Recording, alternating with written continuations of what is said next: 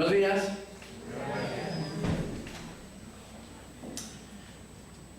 Bueno, hace algún tiempo un biólogo, un tal Edward Wilson, hizo un experimento muy curioso con hormigas y observándolas se dio cuenta que cuando una de ellas moría aplastada, pues las demás reconocían la muerte por el olfato y no lo hacían por la vista. De manera que cuando el cuerpo de la hormiga muerta empezaba a descomponerse, las otras hormigas la sacaban del hormiguero en una especie de procesión y la llevaban en un montón de desechos. Y ese biólogo, Edward, llegó a la conclusión que el olor químico que olían esas hormigas muertas era ácido oleico. Cualquier otro olor les pasaba por alto, pero el ácido oleico significaba que tenían que remover el cadáver en una procesión y llevarlo a los desechos. Ese instinto era tan fuerte que Wilson echaba ácido oleico sobre un trozo de papel y las hormigas llevaban laboriosamente aquel papel en procesión al cementerio. Incluso dice que le puso ácido oleico sobre algunas hormigas vivas y las compañeras hacían lo mismo, las capturaban y hacían lo mismo, se quejaban, movían las patitas, pero nada, al cementerio, que huele a muerto. Así que si querían regresar, tenían que limpiarse bien las patitas o lo que fuera, todo ese ácido, si no, las hormigas de inmediato la volvían a capturar y al cementerio. Así que resumiendo, a través del olor, certificaban de que estaban vivas o que estaban muertas. Y yo pensaba esta semana, estos días atrás, sobre esta historia, sobre esta metáfora, y la relacionaba pues con el pecado, que a veces queremos simular que estamos vivos, pero el aroma del pecado siempre nos delata y nos condena a una vida en la necrópolis, en la solidez o la sordidez del cementerio. Es el ácido oleico que despedimos cuando el pecado está en nuestras vidas, cuando está en nosotros. Dicho esto, y antes de meterme de lleno en el pensamiento de esta mañana, también quiero hablaros de otra cosa, de hablaros de la gracia y quiero hablaros del perdón. Y eso es lo que nos debería de identificar al fin y al cabo, porque la gracia de Dios también lleva impresa un aroma. Pero la diferencia, o a diferencia del hedor del pecado, lleva la fragancia de un perdón escandaloso de parte de Dios. Y yo cuando voy a las Escrituras encuentras a dos gigantes de la fe, como fue David, como fue Moisés y otros tantos. Y estos hombres, por ejemplo, cometieron asesinatos, como bien sabéis. Y sin embargo Dios los siguió amando. Y esto no es una apología para que vayamos matando gente por ahí, ¿eh? Porque Pablo, que había dirigido una campaña de torturas en contra de los cristianos, llegó a ser un modelo de misionero que para mí no tiene ningún parangón con ningún otro en todo el Nuevo Testamento, a fecha de hoy. Nunca se cansó de describir el escandaloso milagro del perdón sobre su vida. Él se llamaba como un aborto. Cuando le escribe una carta a su hijo espiritual Timoteo, en 1 Timoteo 1:13, no lo busquéis, él llega a decir: habiendo yo sido blasfemo, habiendo yo sido perseguidor e injuriador, fui recibido misericordia, porque lo hice por ignorancia, por incredulidad, pero por la gracia de nuestro Señor Jesucristo, que fue mucho más abundante por la fe, yo, ¿qué dice? Recibí el perdón. Pablo no se cansaba de repetir una y otra vez que ahora tenía la fragancia del perdón, de la gracia, y si Dios puede usar a asesinos y adúlteros en su obra, sin duda alguna, no sé cuáles podrían ser tus pecados escondidos, te puede perdonar a ti, me puede perdonar a mí. De hecho, los dos líderes puntales del Nuevo Testamento, que eran un par de granujas, por decirlo de manera suave, que eran Pablo y Pedro. Para los que no tenéis Biblia o sois jóvenes del Evangelio, no somos picapiedras, hablamos de otro Pedro y de otro Pablo, y convendremos que todos, que absolutamente todos, necesitamos la gracia, todos sin excepción, ¿verdad? Y cuando llevaron a la mujer adúltera delante del Señor, los fariseos creían que habían dos tipos de personas, y seguramente nosotros también: la mujer culpable, atrapada en adulterio, del hombre no se dice nada, y los justos, los que la acusaban, que eran los profesionales de la religión en aquel entonces. Y Jesús dijo aquella frase inolvidable cuando estaba ahí aquella mujer avergonzada, el que seguramente más de uno habréis utilizado esta frase en algún momento de la vida: el que de vosotros esté libre de pecado, que tire la primera piedra, ¿verdad? Y con esa magnífica frase Jesús reemplazó a las dos categorías que se daban por seguras, que eran justos y culpables, por dos categorías diferentes: pecadores que lo admiten y pecadores que lo niegan. Y esto hasta el día de hoy sigue siendo así.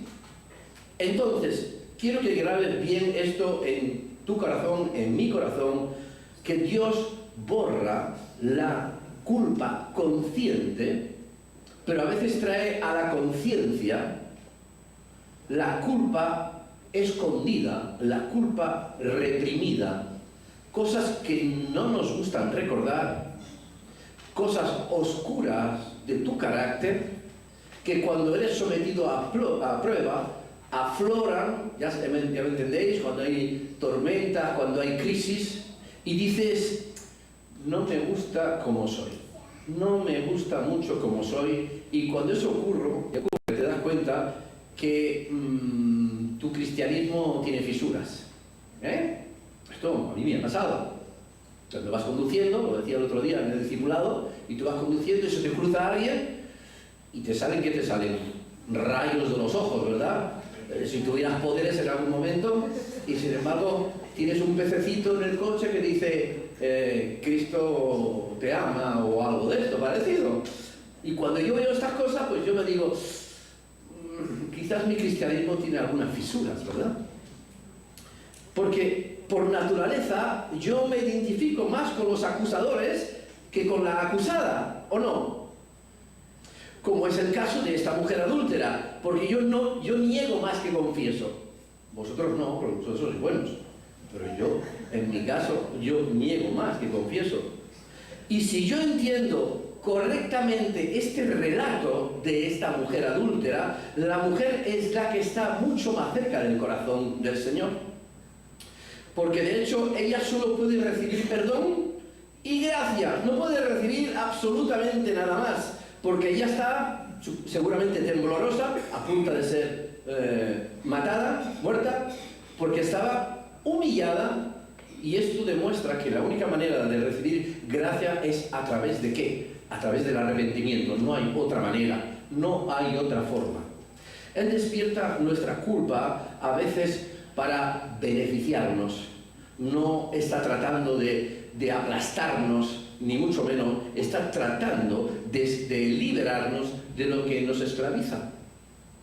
Entonces, la liberación necesita un espíritu indefenso, como esa mujer, y no el espíritu soberbio de aquellos maestros religiosos o aquellos fariseos.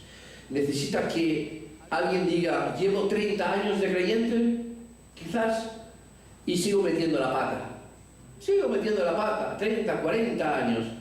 ¿Tenemos de estos aquí en esta mañana o no? Menos mal que han venido algunos pecadores. Entonces, si un defecto no sale a la luz, es imposible subsanar el problema. Los alcohólicos saben que a menos que la persona reconozca y diga, soy alcohólico, es imprescindible ese reconocimiento. No hay esperanza de curación, no hay esperanza si no hay un reconocimiento. Mientras seamos expertos en negación, no pueden ayudarme, nadie nos puede ayudar, en todos los sentidos de la vida. A las personas que son ciegas emocionalmente, que no quieren ver que necesitan ayuda, no se les puede ayudar. Por eso Pablo dice, no dice Pablo, dice el dicho, aunque alguno dice debería estar. No hay peor ciego que el que no quiere oír, ¿verdad? No hay peor ciego. Porque el cambio verdadero, tanto para el alcohólico como para el creyente, para el cristiano, es admitir que tienes un problema. La negación bloquea las arterias de la gracia. Las bloquea. No va a haber gracia, no va a haber perdón ni bendición de Dios si hay negación en mi vida. Por mucho que digamos que estamos vivos, si hay negación, nos van a agarrar las hormigas y nos van a llevar al cementerio. Porque hueles mal. Como la metáfora. Aunque digan, no, pero espera, yo soy un creyente vivo. Sí, pero hueles mal.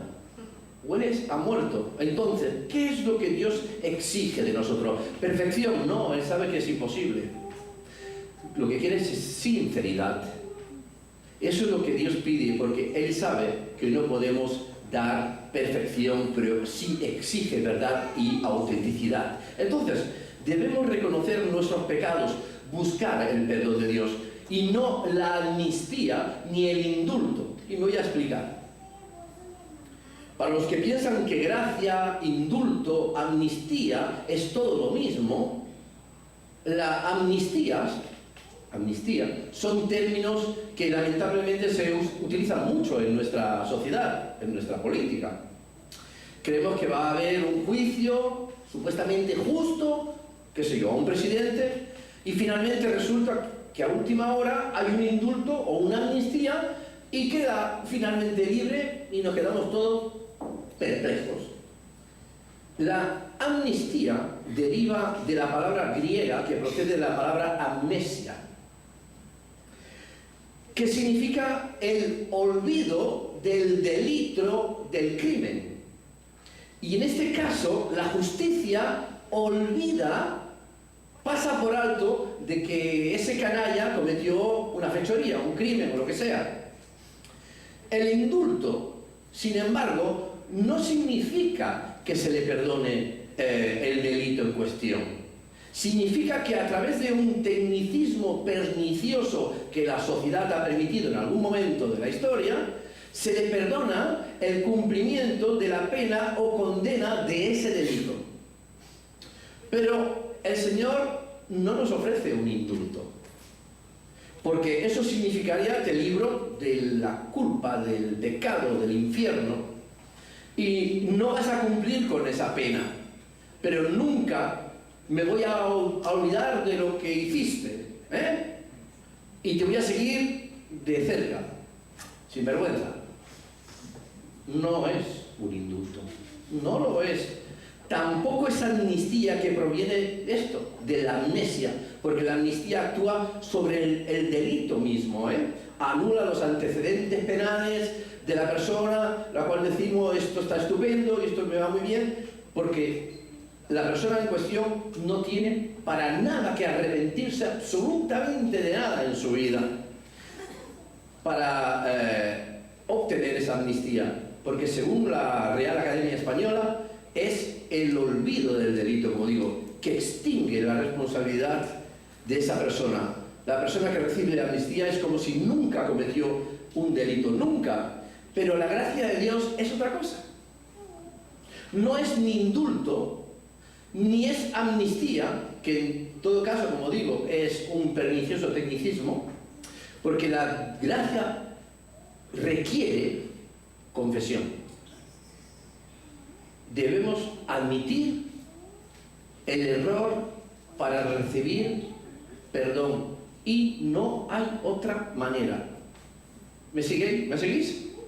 Porque muchos de nosotros pedimos perdón, pero en realidad, ¿qué estamos diciendo? Estamos deseando esa amnistía o ese indulto. Queremos la gracia sin tener que atravesar por la dolorosa vergüenza o verdad de la confesión. Porque no queremos enfrentar el pecado, no nos gusta. No queremos decir, este es mi problema. Queremos decir, Señor, olvídate de todo. Olvídate, indúltame, indúltame. Y así no funciona. Las escrituras no funcionan así. Queremos que se olvide y punto, y que nunca se hable nunca más de mi error, de mi fallo. Pero lo que la Biblia dice es que Dios es grande en misericordia. No que sea un viejito que padece Alzheimer. Un viejito que cada vez se acuerda menos de las cosas. Juan 1,14 dice, y aquella palabra se hizo carne, y la palabra se hizo carne y habitó entre nosotros, lleno de gracia y de verdad, dice Juan 1,14. Gracia y verdad es un binomio que van juntas, y cuando uno no quiere la verdad, de verse a sí mismo, de enfrentar al pecado, uno se aleja de Dios.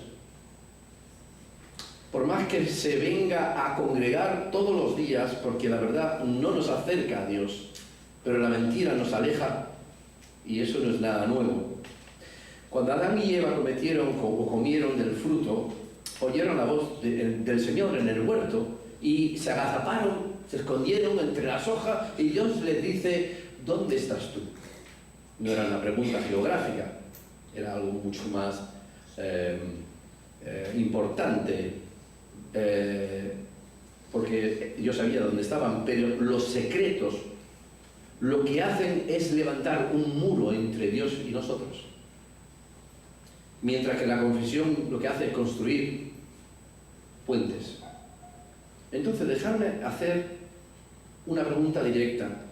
No hace falta que me contestes, pero si quieres puedes poner cara de esto va para mí. ¿Guardas algún secreto que no quieres que Dios sepa? Que tú creas, cosa es lo que tú creas. ¿Hay alguna parte oscura de tu vida que prefieres no hablar con Él? Y dices muchas veces a media voz, Señor, tú sabes aquello. Y prefieres no tocarlo, porque no me conviene, porque me obliga. ¿Tienes alguna bodega sellada, algún sótano con llave en tu vida? ¿Mi vida?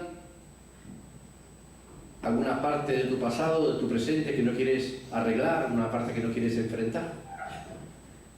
¿O esperas que mágicamente Dios se olvide? Que tenga Alzheimer, que te indulte, que tenga amnesia. Cuando un testigo se pone de pie frente al jurado, coloca una mano sobre la Biblia, levanta la otra y ¿qué dice? Diré la verdad, toda la verdad y nada más que la verdad. Esto lo habéis visto más de una vez, ¿verdad?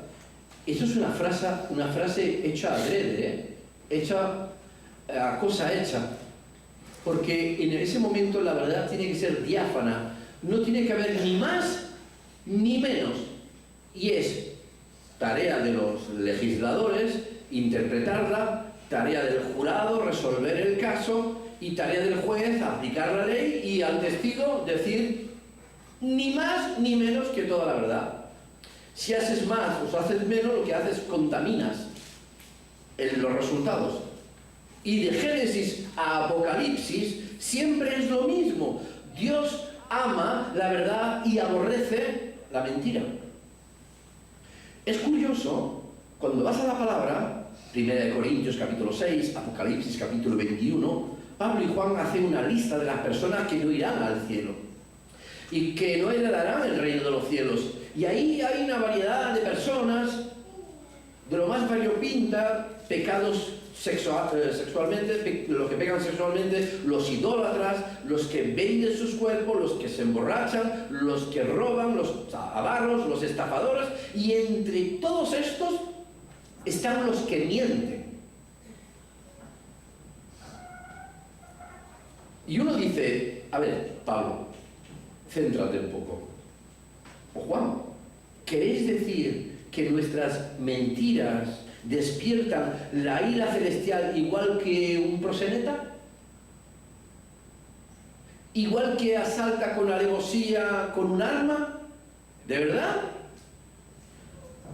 Pues es evidente que sí. Si no, no estaría en la misma lista. Dios pone en la misma lista al homicida y al chismoso. Y pone en la misma lista al idólatra que al mentiroso. Proverbios 12:22 dice: los labios mentirosos son abominación a Jehová, le revuelve el estómago a Dios. Pero los que dicen verdad son de su agrado, son su contentamiento, dice también el proverbio. Y uno dice, ¿por qué tanta severidad? ¿Por qué tanta rigurosidad en algo así? Por una razón. Porque la falta de verdad, la falta de veracidad es totalmente contraria al carácter de Dios.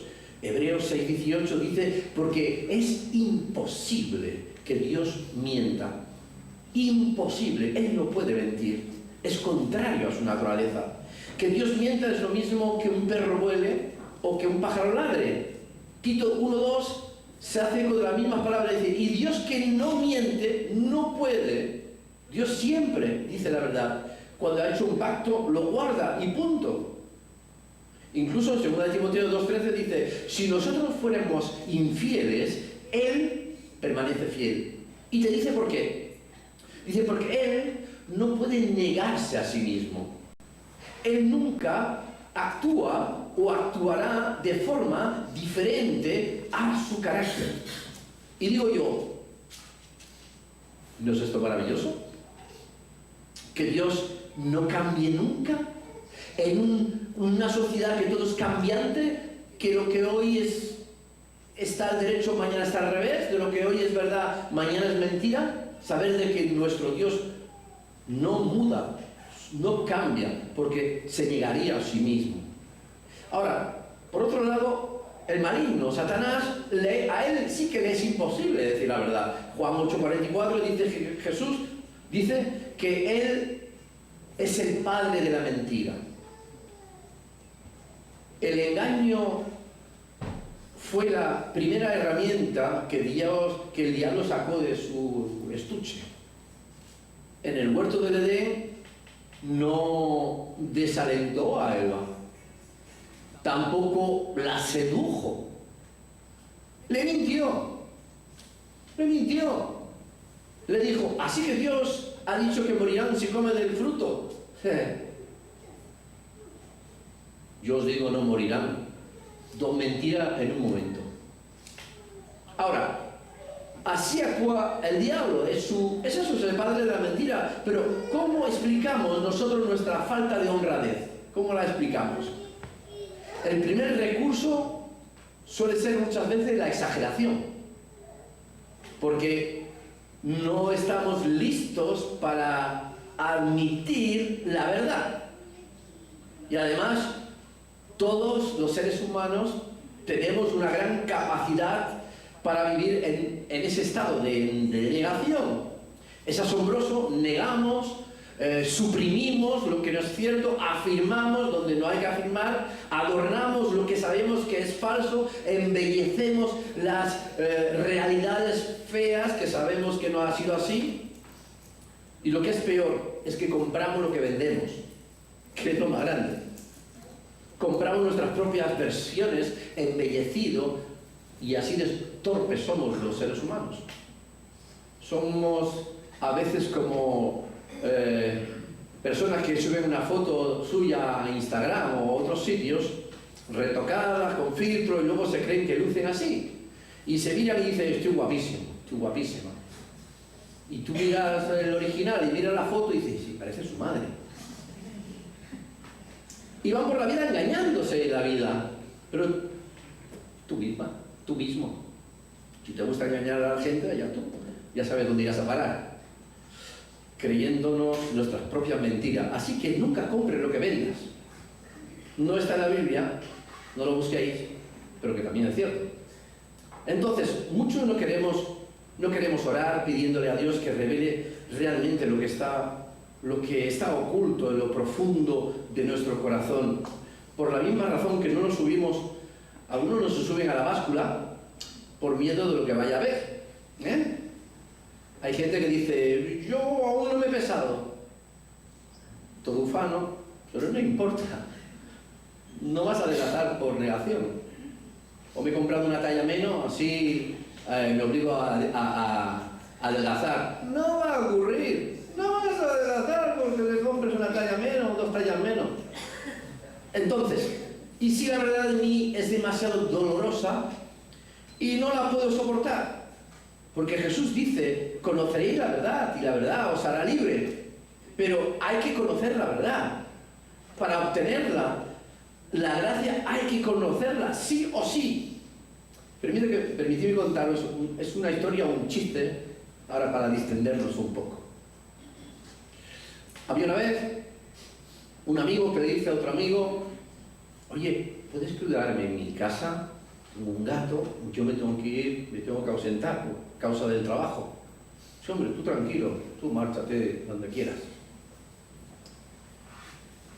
Y al cabo de unos días, aquel amigo le llama, dice, oye, que se ha muerto tu gato.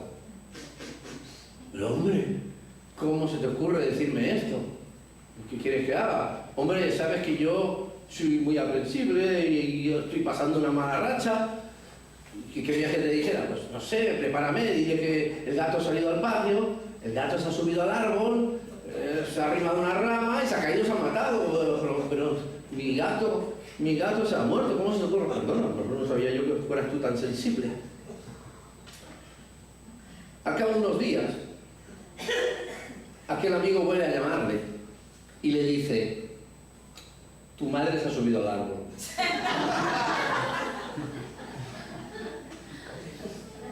No nos gustan, ¿por qué no nos gustan que nos digan la verdad?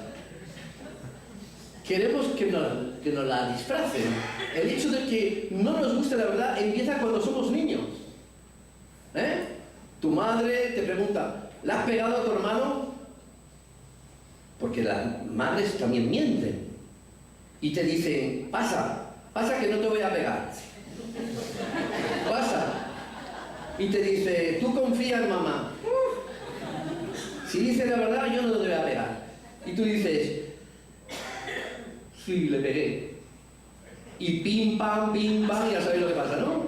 Recibes lo que no está escrito. Y tú confías en tu madre que te dijo, si dices a mamá lo que ha sido, no te va a pegar. Y ahí uno aprende que la honradez a veces trae consecuencias. Y uno dice, pues ya no confieso más. Y no voy a permitir que la verdad me arruine una buena historia, Entonces, ¿qué decías? Que si le pegué a mi hermano, hombre, pegar, ¿qué interpretamos por pegar? Y tú ahí procesando a 300 por hora que me viene encima, Hubo algo de contacto, ¿no? Pero no fue mi culpa.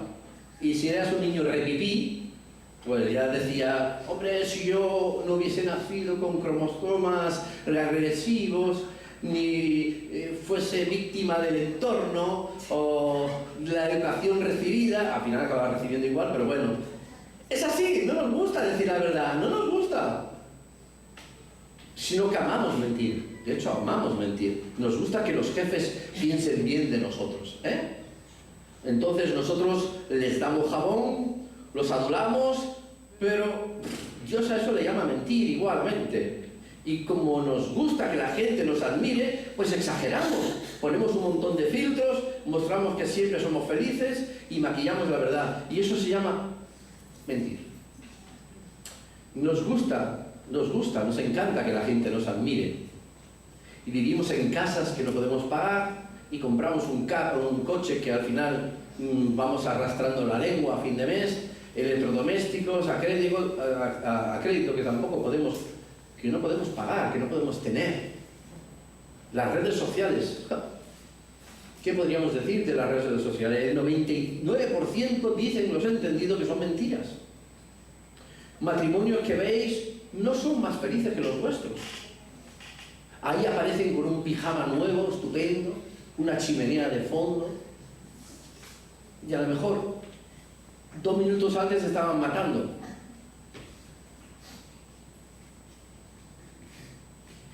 Pero eso sí, con carita, ponen carita de selfie, ¿eh?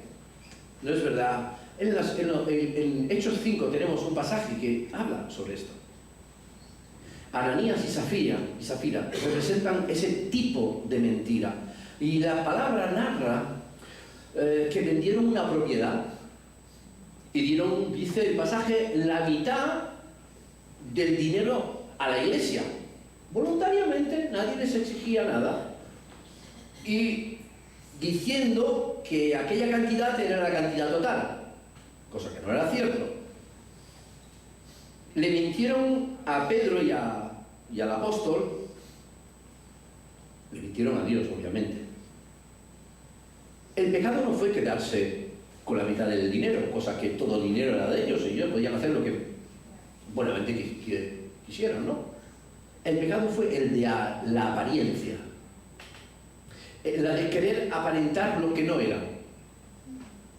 Porque lo noble hubiese sido decir, lo vendimos por tal dinero, el que fuera, y la mitad lo tenéis aquí, lo traemos a la iglesia.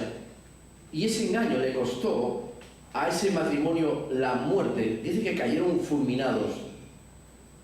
Y ese no es el Dios malhumorado del Antiguo Testamento. Ese es el Dios de esa dispensación de la gracia, ¿eh?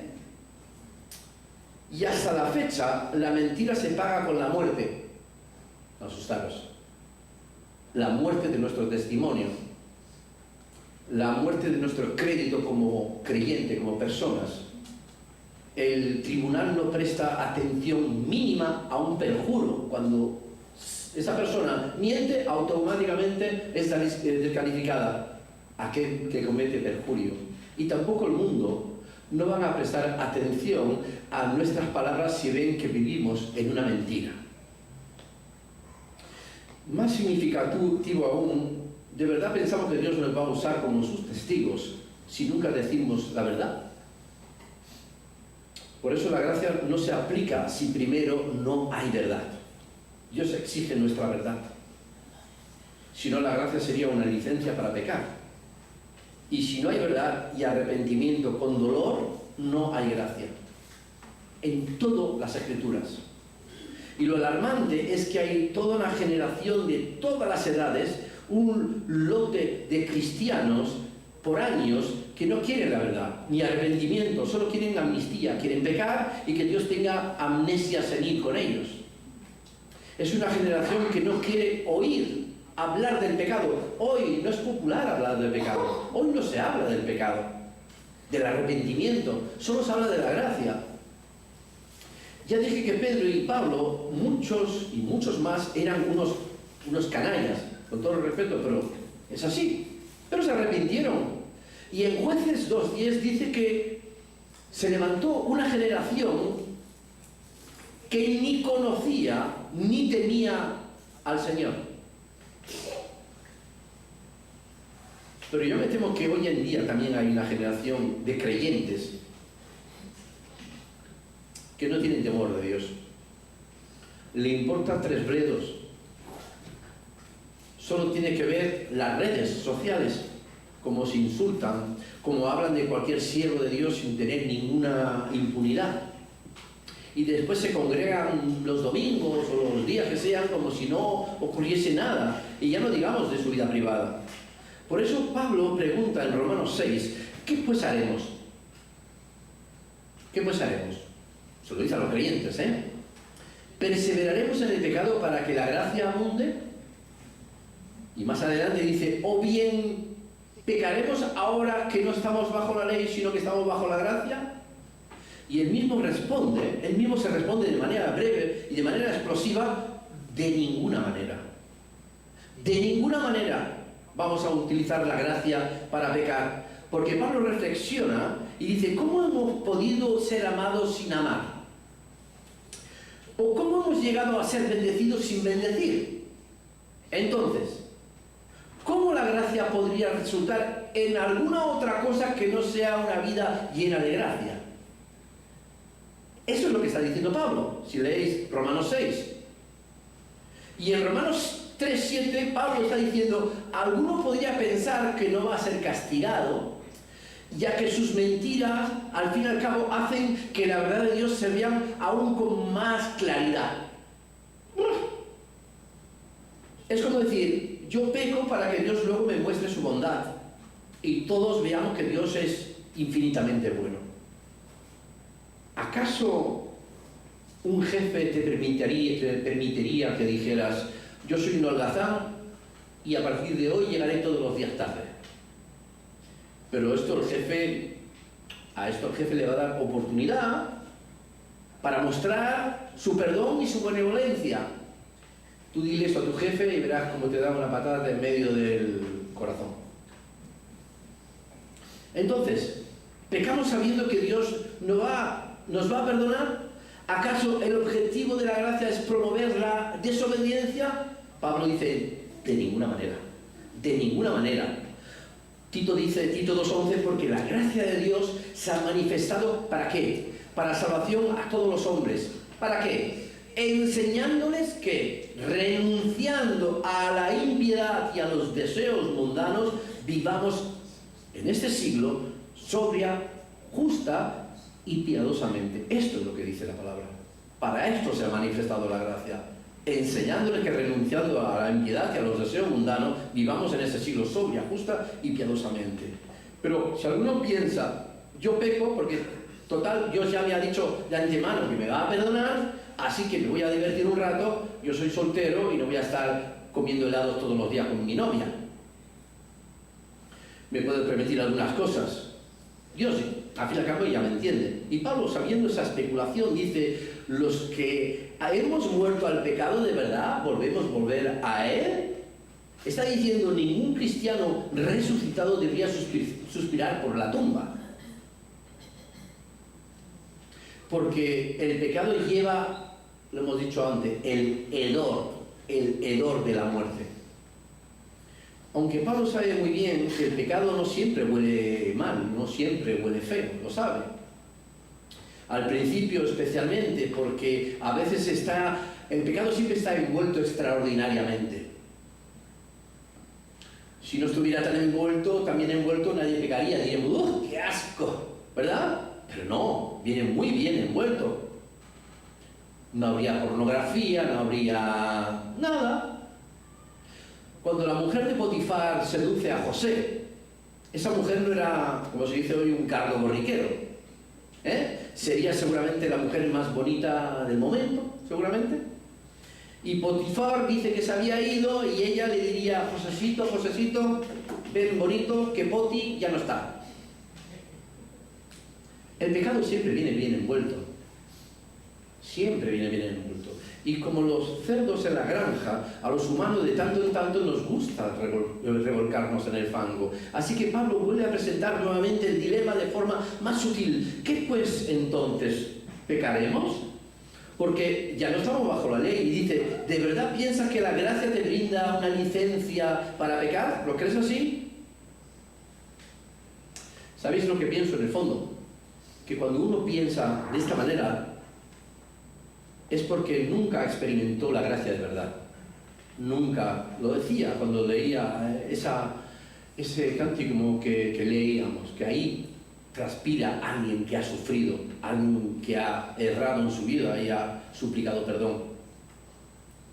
Y Pablo hace otra analogía con la esclavitud y dice, antes erais esclavos del pecado. Entonces, lo que hemos muerto al pecado, ¿cómo vamos a vivir otra vez en esa esclavitud? ¿Quién es ese prisionero que le pone en libertad y dice, poneme los grilletes otra vez, quiero otra vez los barrotes? Yo me quiero volver a la cárcel. Eso no resiste lógica, no tiene lógica, no resiste análisis ninguno. Y una vez pagada la pena, ¿por qué vivir bajo la esclavitud? Somos libres de esa penitenciaría del pecado, somos libres. Entonces, Pablo nos recuerda en Romanos 6:6 que nuestro viejo hombre fue crucificado juntamente con Cristo para que el pecado sea destruido a fin de que no sirvamos nunca más al pecado. Ya no es tu amo, el pecado ya no es tu amo, porque el que ha muerto ha sido justificado de ese pecado. No dice que sea imposible, ojo, que los creyentes pequen, no está diciendo que sea imposible, no, sino que es una estupidez que los creyentes pequen. Es una incongruencia moral que los salvos vuelvan al pecado adrede. ¿Qué tiene de atractivo una prisión que abandonamos? De verdad que echamos de menos la culpa. Porque el pecado trae esto, Cuando está envuelto, no, pero después, soy un paria, no valgo para nada. Entonces ya Satanás trabaja ahí, y te hace sentir de lo peor que puedas imaginar. ¿Qué añoramos? ¿La falta de honradez? ¿Tenemos ganas de vivir y levantarnos cada mañana y ver en el espejo ese pecador continuamente? No estoy diciendo que no vayamos a tropezar, porque vamos a tropezar y esto forma parte del día a día, y yo no voy a minimizar esto porque, pues como vosotros, yo también lo vivo en primera persona.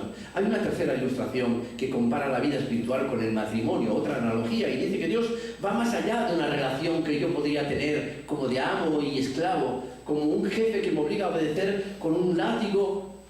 Él quiere algo muchísimo más íntimo, aunque Pablo está utilizando esa analogía y lo compara con el lazo del hombre y la mujer, que no les sirve por miedo, sino por deseo, por anhelo. Así que la motivación principal no es pecar. Para no pecar, ¿qué es? Gratitud. Es gratitud. Si un jefe te paga bien, decía alguien, no se te ocurra robar o contar las horas para irte más temprano, decía alguien. Y es verdad.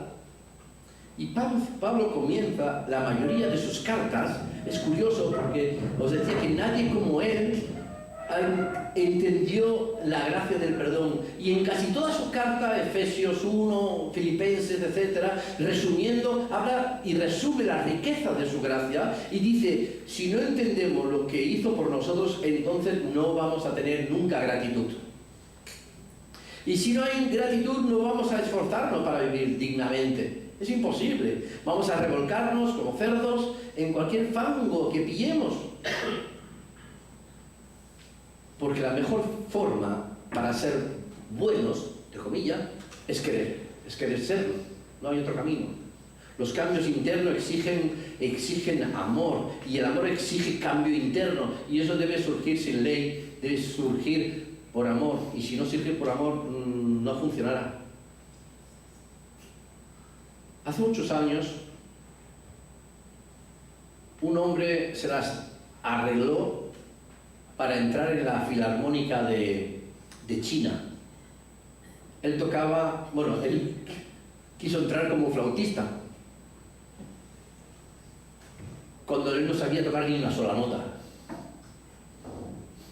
La historia es verídica. Cuando todos tocaban, él llevaba la flauta a la boca y simulaba tocar.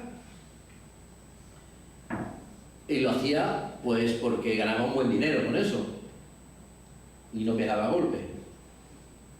Y un día el emperador pidió que cada uno de ellos hiciese un solo. Aquel hombre se puso pálido, en cuestión de segundos, porque obviamente no tenía tiempo de aprender el instrumento. Al final llegó el día de tocar y dice la historia que aquel hombre se quitó la vida envenenándose. La frase que se acuñó es: no pudo afrontar la música, lo que sería para nosotros las consecuencias. Entonces, la cura para el engaño es esta: hacerle frente a la música. Porque Dios no bendice el engaño, entonces hay que enfrentar la música. Tenemos que enfrentar el pecado. Dios borra la culpa consciente, pero también la que tienes oculta, esa que no te gusta mencionar ni hablar con Él si la confiesas. la envidia del lunes, la lujuria del jueves, porque si no, no te puedo dar gracia, dice el Señor. Así que no pidamos amnistía o indulto, que Dios se olvide, sino nos toca afrontar la música. Y de este modo quitaremos ese hedor del pecado y obtener la dulce fragancia y de la escandalosa gracia, como decía Pablo. Lo dejo aquí.